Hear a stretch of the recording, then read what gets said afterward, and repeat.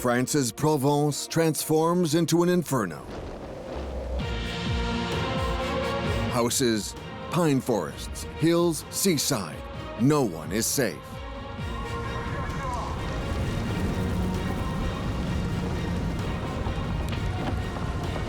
We haven't had a real fire season in years, but this one could become very bad.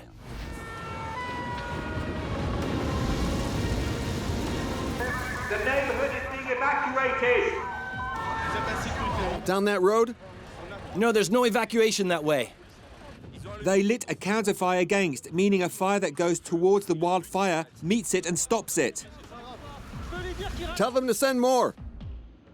In total, 12,000 acres go up in smoke in a summer that sets the record for the number of fires. A daily challenge for the firefighters. 3 months of battling the flames.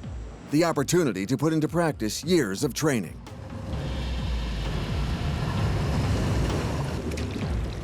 They know that some in their ranks may be injured. I was scared when I found myself on the ground. With 6,000 firefighters and 1,500 vehicles, the Bouches-du-Rhône department is one of the best equipped in France. I stabilize. I want to roll it back. I stabilize. On land, in the air, or on the water, they observe and stand ready to intervene.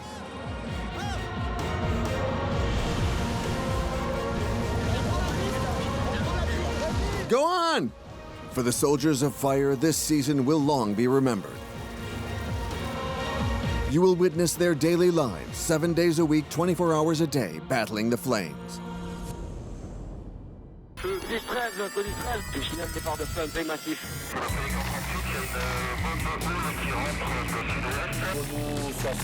OK. On va larguer une petite flamme gauche. Allez, on y va. Tracker leader, Mistral.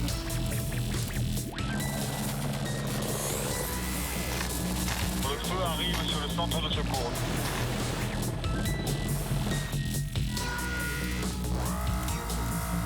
Cody 13 à la sous 13 de Cotrognac. On défend les maisons, les gars.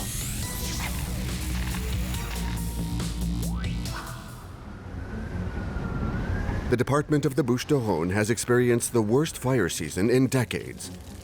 More than 9,000 acres went up in smoke. Caused by an exceptional drought and the presence of an arsonist, the fires were each time fanned by episodes of dry, gusty winds, the Mistral. After 3 months of grueling fights, the firefighters are literally exhausted. The firefighters and their equipment are waiting for only one thing, the rain. It alone can end the threat of forest fires. But in early September, the weather forecast is not for rain. It's for strong winds. The Mistral will strike again. This exceptional fire season, is it really over?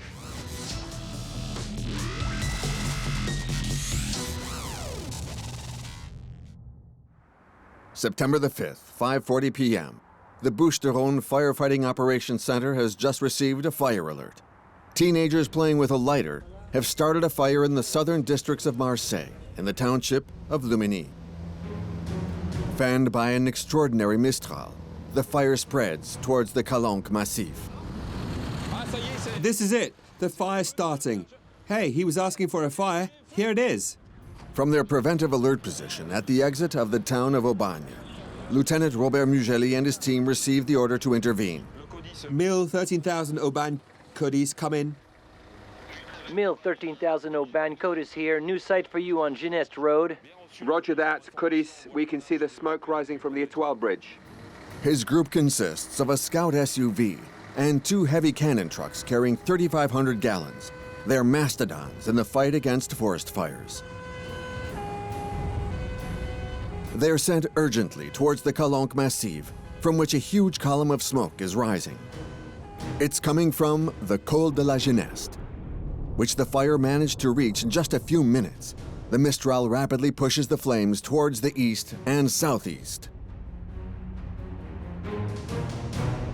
Arriving 10 minutes after the start of the fire, the water bombers are already at work. The Canadaires and trackers drop load after load.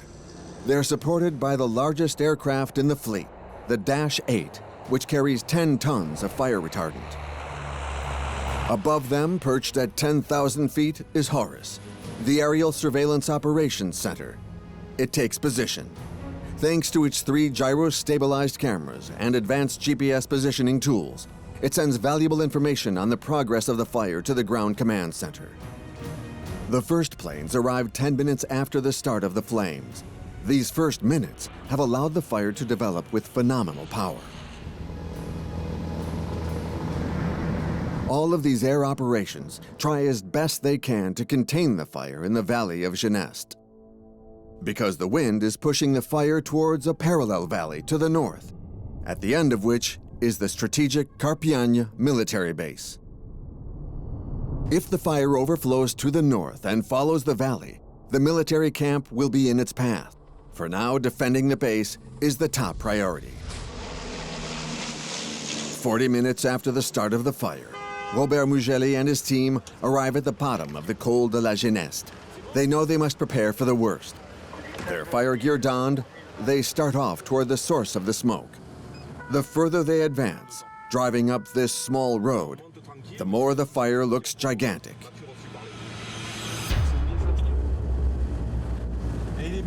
There it is. It's a disaster, Robert. We can see it from the Étoile Bridge. The area is already cleared. Public access is prohibited. The access to the Calanques is blocked? He's asking me if they can go there. No, don't go there. It'd be dangerous. Robert Muelli and his men are told to wait. There's no point in running toward the fire. It's more efficient to fit into the overall strategy implemented by the head of operations. But waiting is a real test, as the desire to do battle against the fire is great. Finally, they get their orders. 743? No, you're on 612. The chief of operations chooses to send Lieutenant Muelli's group to the fire's left flank along the Gineste route. Secure your cabins just in case, then we'll see what we'll do. The goal is to stop the flames' progression before they can reach the valley of Carpiagne and the military base. We're coming up, bringing water. All personnel listening on 612, the goal is to locate the left flank. As soon as we can park, we'll take out the hoses. We're stopping. Captain Denis Barges returns from the fire's front line. His analysis on the point of attack will be invaluable. We stay on the road. Stay on the road with your hoses to help Regis, who's working from the road to the ridge. So I join up with Regis, okay? Join Regis. Okay, park on the left. From the side of the road, the trucks are positioned downhill of a wall of flames. The water cannons begin to attack the furnace. But part of the fire travels out of the water cannon's range. The team must leave the safety of their trucks to unroll hoses in the scrubland. The smoke is so thick and the wind so turbulent that the men are immediately in danger. Due to the extreme heat, plant essences emit gas plumes that ignite. Faced with these fireballs, the slightest error can be deadly. Hey, it's over there! Open the valve! Watch out, Alex. Move back a little. I need some help here! It's not connected. Hurry up! Okay, we're good.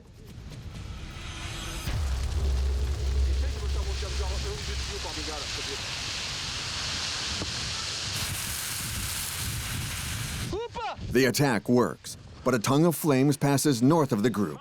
They have to add more lengths of hose and go even further from the safety of their tank trucks.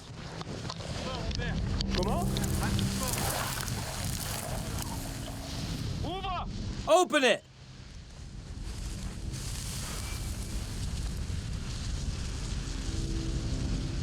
Despite all the hose lengths, the fire manages to escape to the north. We deployed all the hose we had from the 13045, and we still have 75% of our water reserves. Copy that. They have to face facts. Though Robert's men managed to weaken the fire here, it's now traveling elsewhere. Go ahead. We're on the side burning against the wind. It's jumped and divided, and the planes are over there.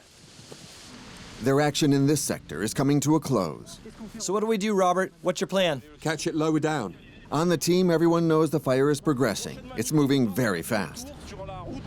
We'll try to catch it on the lower left flank. The fire escapes towards the valley of Carpiagne, and the odds of stopping it before it reaches the military base are decreasing. The adrenaline of the action gradually gives way to bitterness.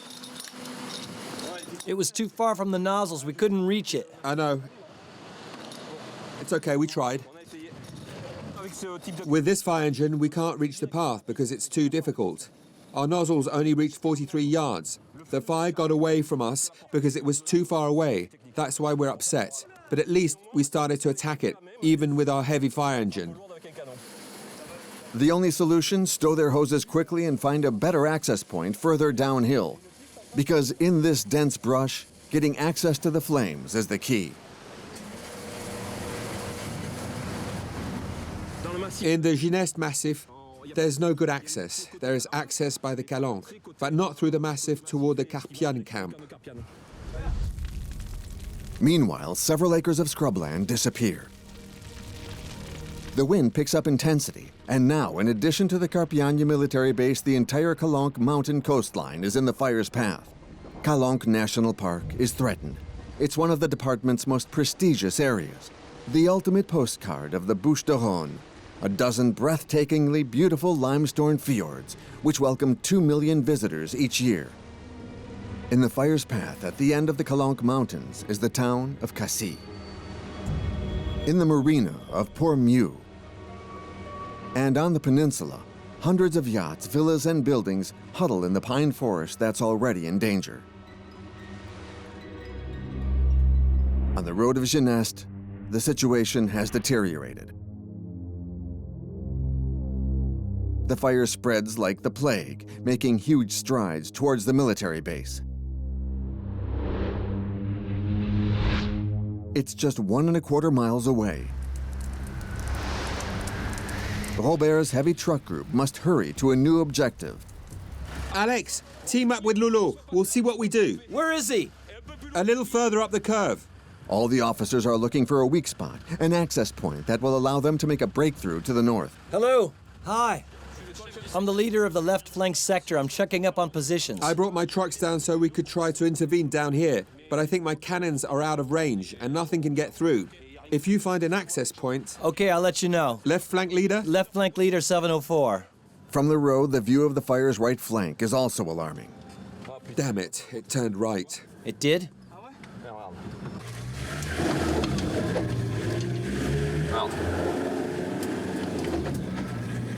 Yeah, look, son of a gun. Do we stop here? No, go to the truck and see what we do next. Then what? I'm not sure what we'll do next. Down the road, downstream of the fire, it's the same problem. Dense brush covers the slopes up to the peak. No fire paths, no access. Oh, damn. And the fire continues to spread northward. Drive. Take the left path. We'll see if we can attack it from up there. Then, on the left side of the road, there's an opening. Robert has a hunch. This spot appears to provide them access. Turn around and face the fire.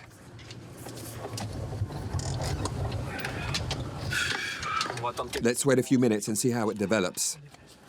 At just 1,000 feet from the first buildings at the base, there may be a weak spot to exploit.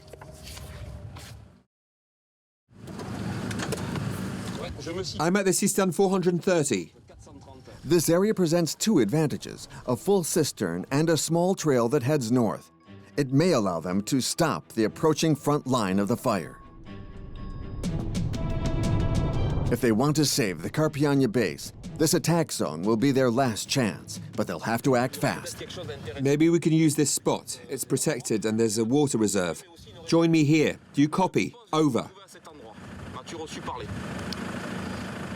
I'm not far. I'll be there in 5 minutes.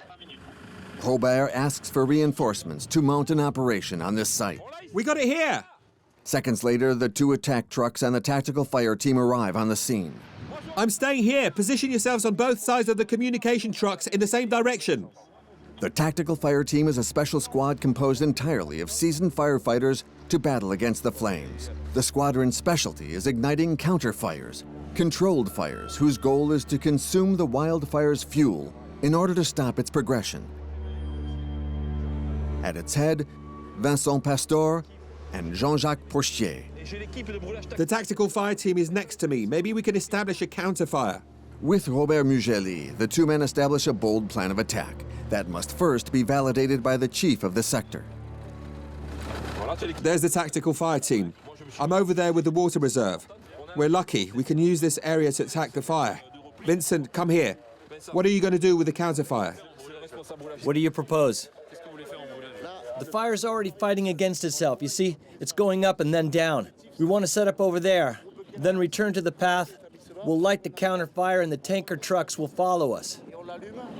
We'll go up along the Gineste, burning what's in front of us, stopping the fire there, and then we can save this area. Okay, we'll save this area here. Their maneuver is delicate and daring. The idea is to use the topography of this small valley that disrupts the natural flow of the wind. Here, the airflow, which in altitude comes from the west, is extremely disturbed at ground level and tends to go against the prevailing wind. The trick is to ignite the counter fire along the path and let it progress towards the wildfire's approaching front line. The challenge is to control the counter fire, to prevent it from spreading in the direction of the wind and then reinforce the fire. This will be the delicate task of two 3,500-gallon heavy trucks and their powerful water cannons. For information, the 415 are in sight. The other essential weapon in this plan is the Air Force. The Canadaires will focus on the northern edge of the fire.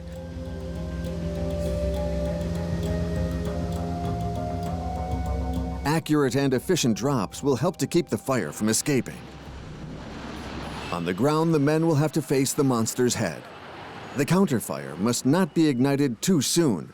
They must let the beast come as close as possible, and above all, not fall prey to fear. The anxiety is manageable as long as the fire is far off, but it suddenly comes closer.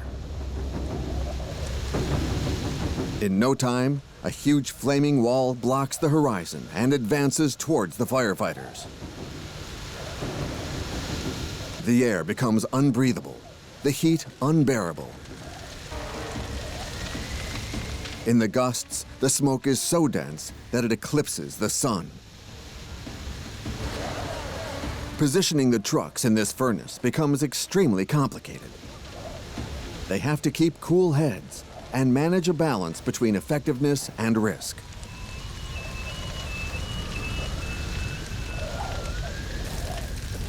Laurent, back up. I can't see you. The flame's front line is very close. It's now time to act.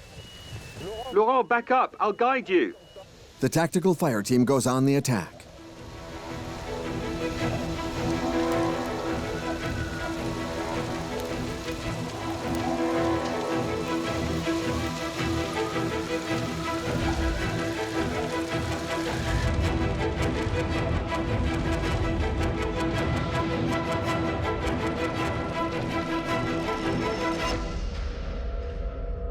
In a particularly violent gust, Jean-Jacques Porchier is caught in a wave of burning smoke. He's shaken, but he's unharmed. It's okay, I'm all right. It took me by surprise. Their maneuver continues almost blindly. Laurent, Robert, you can't let the fire go to your right. The counter fire is on your left. It can't go to the right. Do you copy? In this tornado of hot ashes and smoke, it's difficult to see if the operation has worked. The atmosphere is rather pessimistic. It's going to reach Carpiagne. You're right.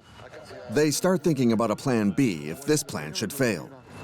But in a lull in the wind, the flaming curtain opens and reveals the fire is contained. It didn't jump the path. It didn't jump. It's there, over there. It didn't jump. It's there, look. The counterfire seems to have worked. They must immediately resume the operation to extinguish the last flames.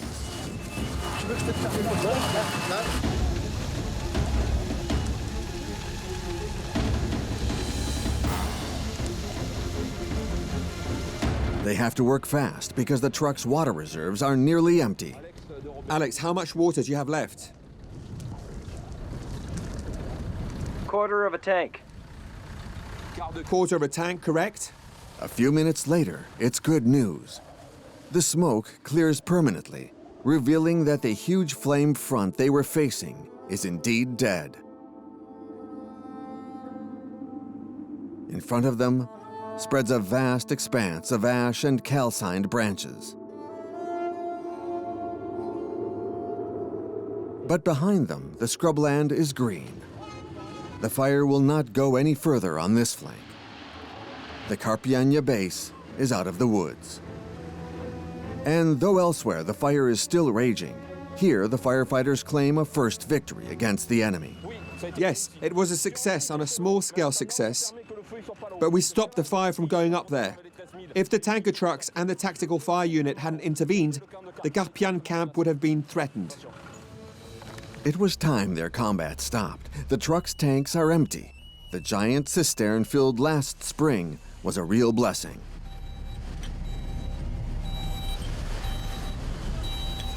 This break is an opportunity for them to refresh their bodies and their minds, and for some to realize how close they came to a dangerous accident.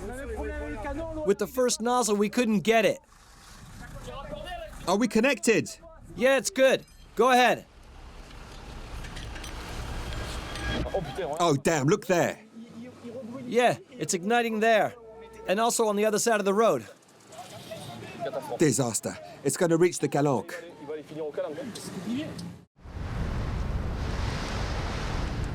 On the fire's right flank, south of the Geneste Road, the fire is still winning.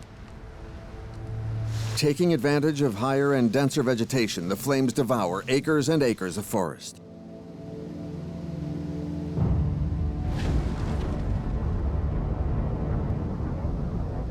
And invisible lava consumes the landscape. As it advances, the cone of fire expands and gains ground to the south in the direction of the Calanques. The Massif of the national park is still under heightened surveillance. A map of fire risk prevention is designed annually, and the firefighters make many proposals. Let's go back 4 months. It's late May. Vincent Pastor and Philippe Delquier join a group of agents from the National Park Service, the ONF, marine firefighters, and soldiers from the Carpiagne base. The challenge is to come to an agreement on firefighting infrastructure without degrading the landscape. On the ridges overlooking the valleys of the Geneste and Chalon-Bron, they're looking for solutions to stop possible disasters. We can see how the wind is shaking the trees, so the day of the fire, it'll be the same. The fire will jump to the plateau and then to the terraces. Once the fires jump that area, we won't be able to stop it from reaching Cassis. One of the strategies planned at the time was directing fire towards the scree. If you direct it so it comes up towards us, up this ridge, that'll slow it down. 4 months later, the valleys they're contemplating, all this vegetation at their feet is about to disappear. Were the measures taken that day sufficient? Or is this fire simply unstoppable?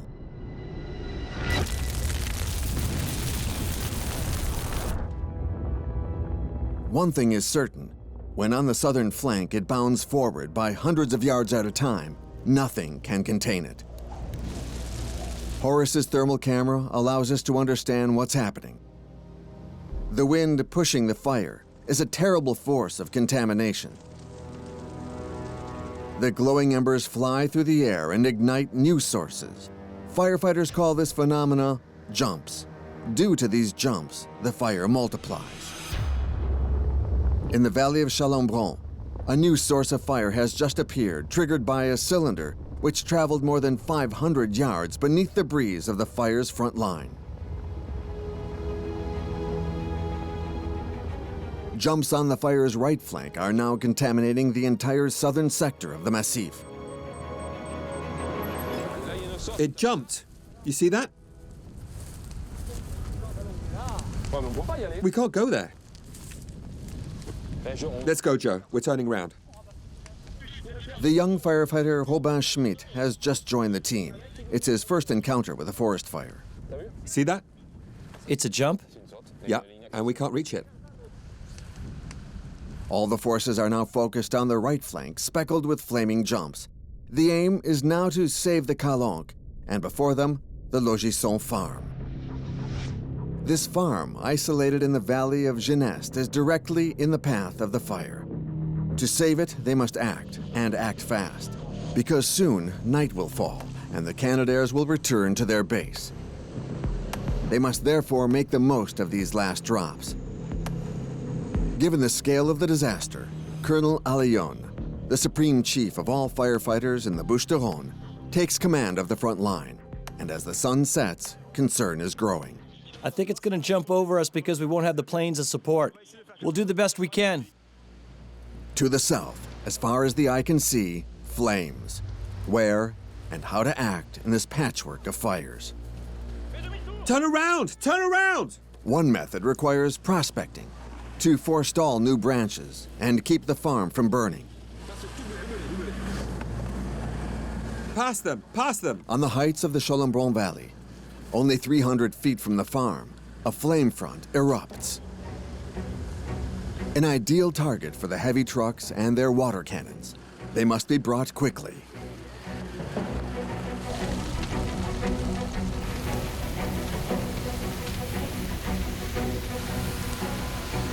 The flames on the left of the truck are barely mastered when a tongue of fire appears on the right flank.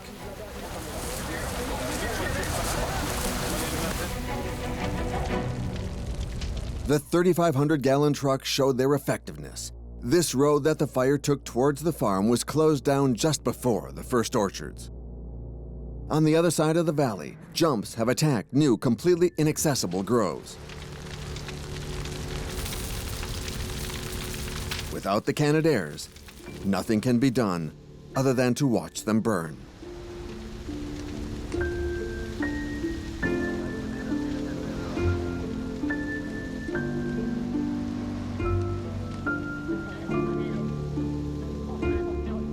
The water cannon trucks are useless here, and the vision is apocalyptic. Further north, not far from the farm, an area of scrubland ignites and advances along the road.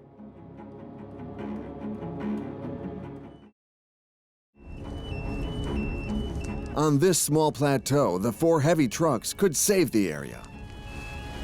Give us a hand. The fire's about to reach the valley and we can't follow it. Let's go! The chief of operations wants his 4 giant trucks to make the junction with the road. Only obstacle, there is no path. I can't see a thing. Want me to turn around now? Yes. Get into position to turn around so we can escape. With almost zero visibility, over a hazardous surface strewn with huge boulders, the maneuver is only possible using scouts on foot. To your right, your right! They guide the huge trucks through a thorny ocean in order to avoid tire punctures at all costs.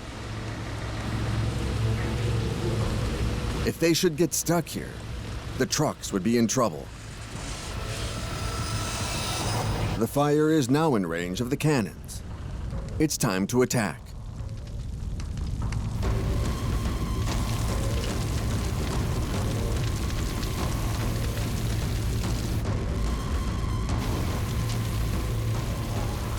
Finally cornered, the fire gives up. A decisive victory for firefighters. The fire's head is now defeated. The Lojison farm is out of danger.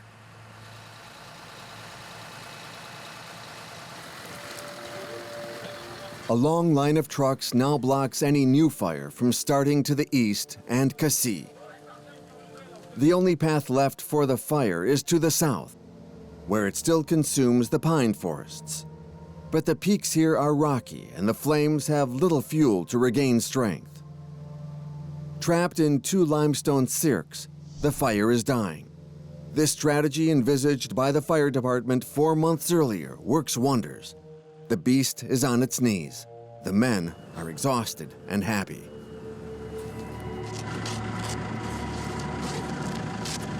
That's a lot of layers. It's heavy. I got 1 million missed calls.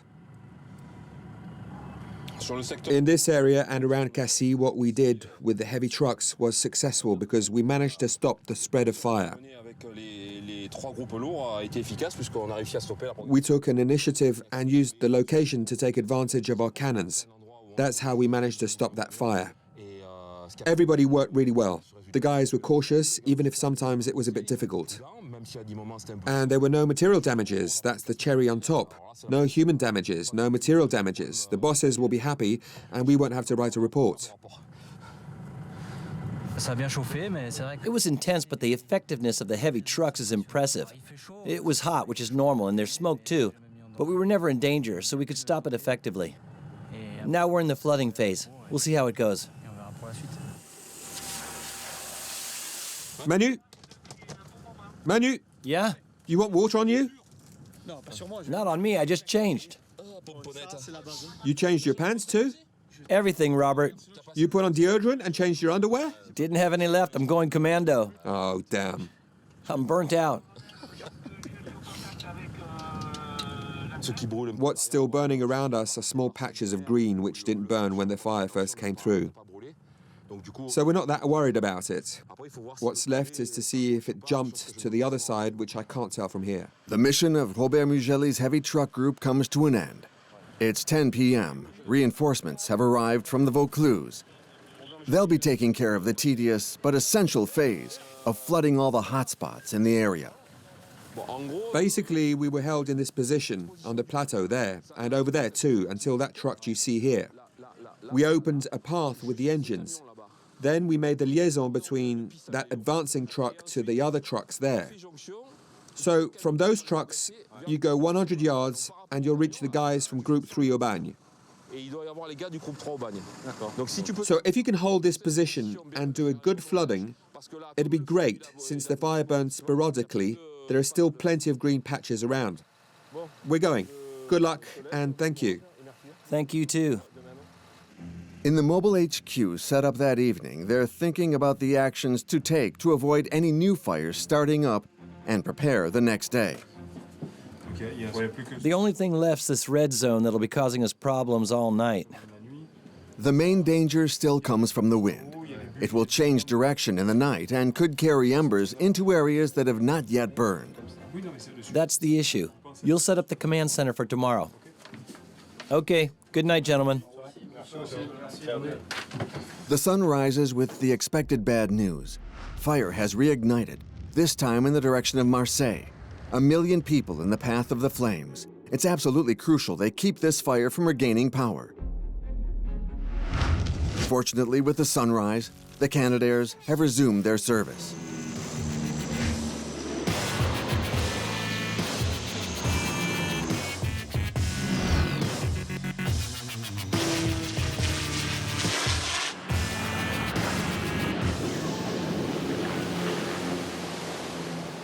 Ten drops and 60 tons of water later, the fire front moving towards Marseille is now under control. But higher up in the valleys of the Geneste and Chalampron, numerous hotspots remain.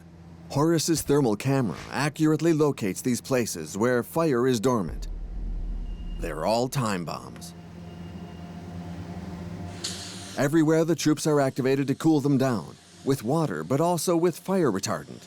This purple liquid which prevents the plants from burning. In the valley of Chalampron at the foot of limestone cirques, the flames have already reappeared. Totally inaccessible, the new sources are growing. Only one team has the expertise for this type of operation in hostile environments. The DIH, Helicopter Intervention Unit. These elite troops are equipped and trained to work in the most inhospitable areas of the scrubland. Their secret weapon, their helicopter, which transports troops and equipment where conventional teams cannot access. At its makeshift heliport, Captain Denis Bargès oversees the maneuver. First, we have to define the positions for our equipment. The water tank will go up there on the ridge. It may help us put out a new fire or provide refills for the helicopter. The mission for the men of the DIH is to flood the last areas that burned at the foot of the hills. For this, they have to transport 12 men, 2 pumps, and 2 water tanks. Working with a helicopter is expensive, and the men stationed in the valleys are very isolated. The team at the heliport mustn't forget anything. Wait, I'm missing an extension? Where did it go? Go get one from the CCF, fast.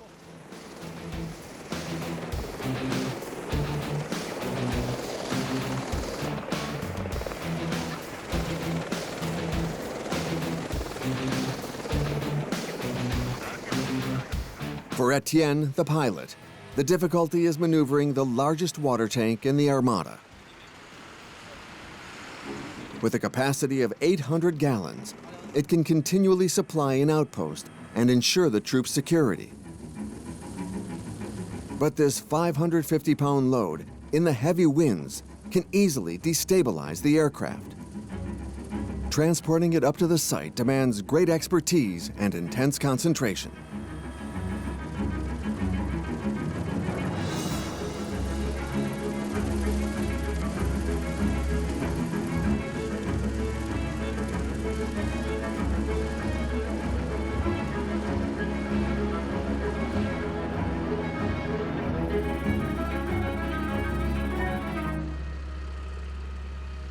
Once the equipment is in place, the helicopter is equipped with its 200-gallon water bag.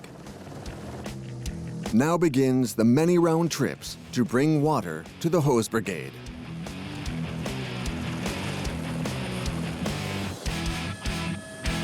The equipment and water are in position. All that's left is to transport the last team, including Robin.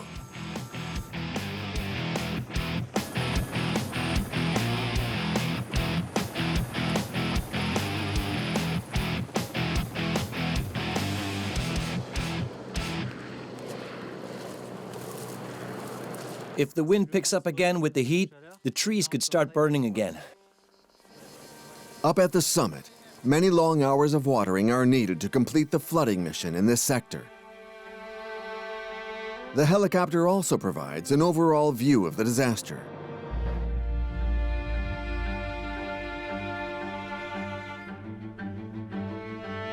In less than 12 hours, 1,000 acres of pine forest and scrubland went up in smoke, the equivalent of 300 football fields. Scrubland gives way to a vast burn zone that will scar the landscape of the Calanques National Park for many years to come. The fire was dealt with masterfully by the firefighters, but some improvements could have enabled them to limit its progression even more. For Vincent Philippe and Pastor Delquier, each fire leads to an analysis and proposals so that in the future the firefighters can be even more effective. Here we have a good example of some installations that served us well, even if they are old. It's true that some installations deserve updating because they're about 10 years old. This area was worked on. There was a strategy in place with those who intervened on this fire. All of this helps to prevent damage. Unfortunately, this sector is not covered by lookout posts. We know our fight is won in the first minutes after an outbreak. We've suggested installing a lookout post in the national park to increase our chances of spotting fires. It caused a big debate. Is it really efficient? Isn't it going to spoil the landscape? And today I think we can see exactly what's spoiling the landscape. It's the fire that we detected too late.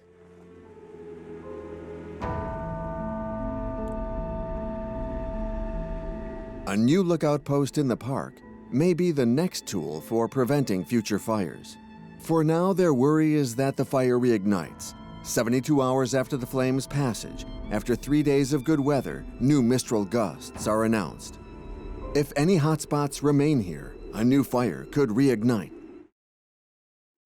To find hotspots without having to use Horus, the observation plane at a cost of 3,500 euros an hour, the firefighters have developed a new weapon, a compact tool, packed with technology that allows one man to accurately map hotspots, the drone. At daybreak, Sergeant Lilian Gardès of the Robotic Reconnaissance Team meets with Major Scalacci, Chief for Security in this zone. We were faced with a fire of unprecedented scale, of enormous power. Today, we're making sure that there are no hotspots left thanks to the drone's thermal camera. It sends information to the ground crews who'll handle those hotspots. This is a gas engine, the same engine as in a lawnmower or a chainsaw. I'm checking all the mechanical parts to prevent any technical problems during the flight. The engine is coupled with a double rotor that turns 6 blades, 3 feet long, giving the drone over an hour and a half of autonomy, essential for covering hundreds of burnt anchors and inspecting remote areas. We need to cover this whole area because it's not accessible. We have to observe it with the thermal camera to make sure there are no hotspots left in these 3 zones. So once it takes off, it'll start making rounds. We'll post ourselves next to the VLTT. The blades rotate pretty quickly.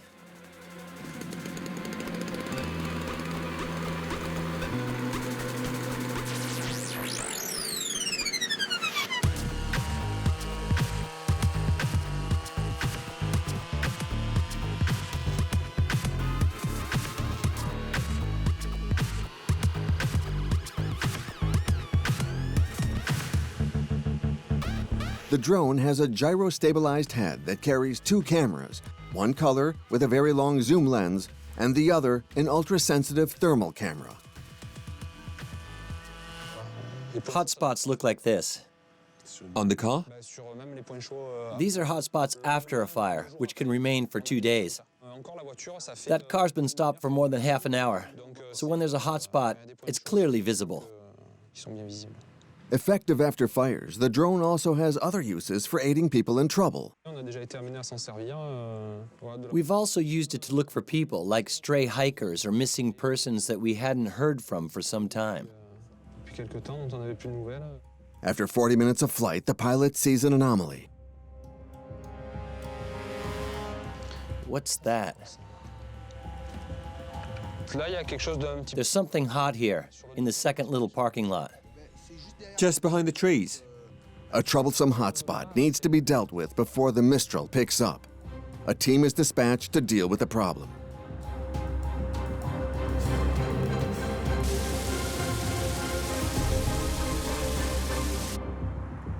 Mission accomplished for the drone team. No hotspots remain in this burn zone. The coming Mistral is no longer a threat to the sector.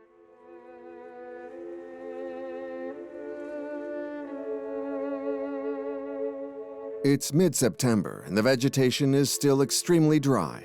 Late-season fires are still very possible. The firefighters are awaiting one thing, the rain, because only the rain can bring an end to this season. But the long-awaited rainfall could also turn against them. During the fire season, 11,000 acres of nature zones went up in smoke. Wherever there was fire, massive amounts of ash litter the ground. If the rains are heavy, they can carry off everything in their path and generate devastating mud flows. This morning, a depression from the south is approaching. This air mass, loaded with rain, is about to fall on the landscapes of the Bouches-du-Rhône.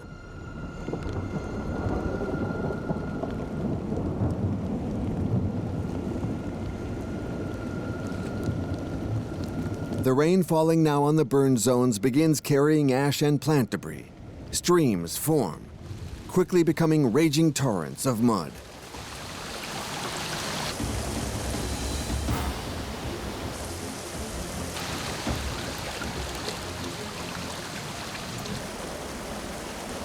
Fortunately, the storm did not drop enough water for the streams to reach the towns, and barrage systems lining the hills proved to be effective.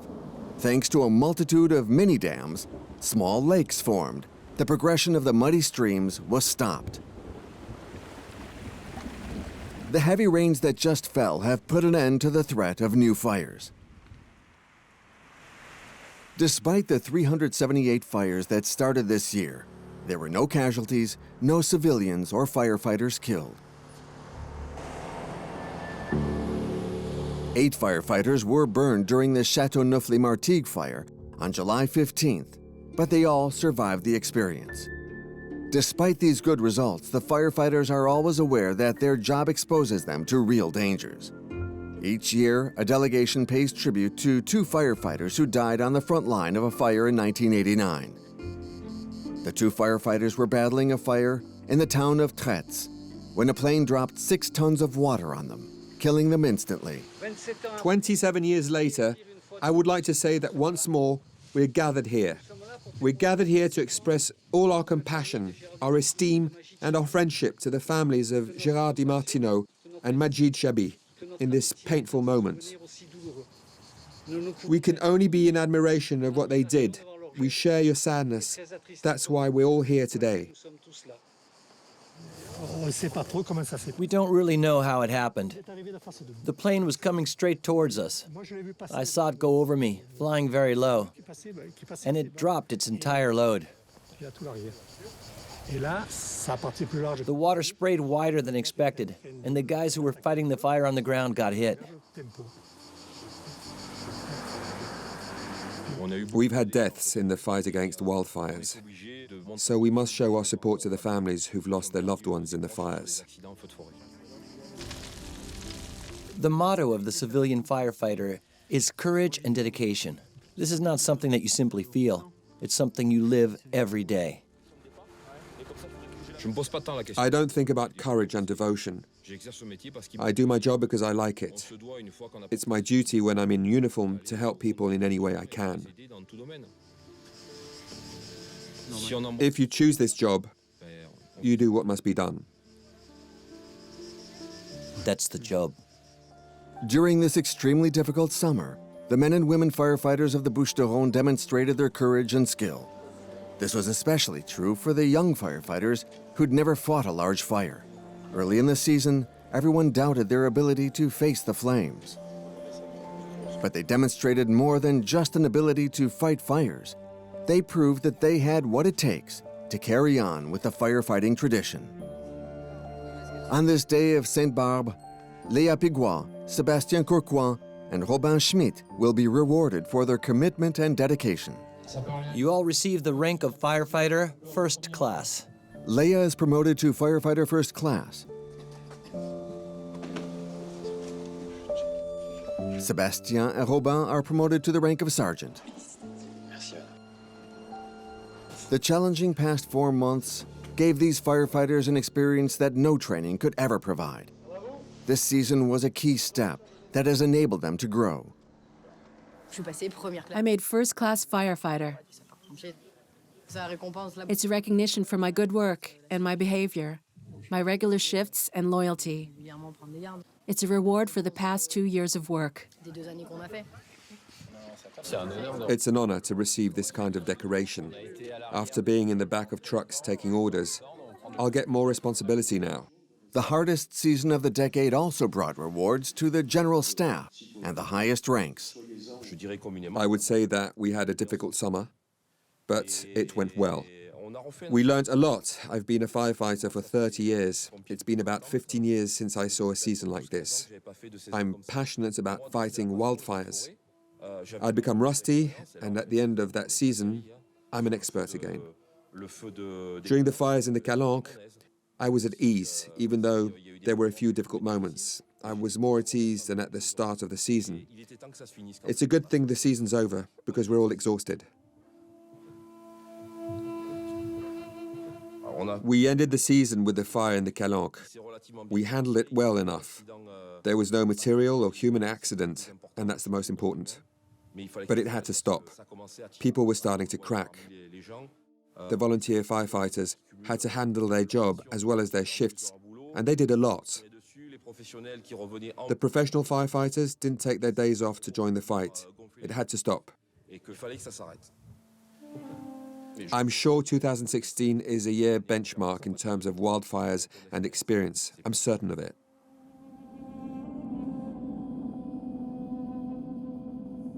This exceptional season also marks a turning point in the careers of many professional firefighters, among them Robert Muelli. He who guided his men intelligently and courageously into the fires all summer will take on even more responsibility. He is appointed Chief of the Oriol Rescue Center, a promotion ceremony that brings together all of the brigade's top brass and represents a new beginning for Lieutenant Muelli.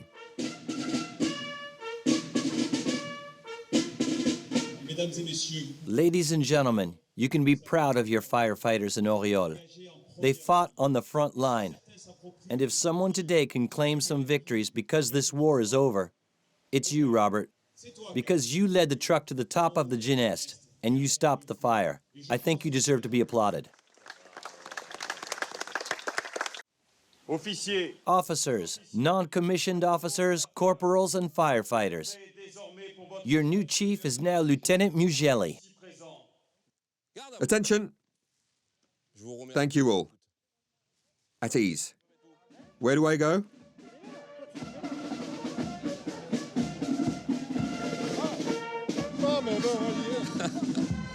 You don't have to touch me.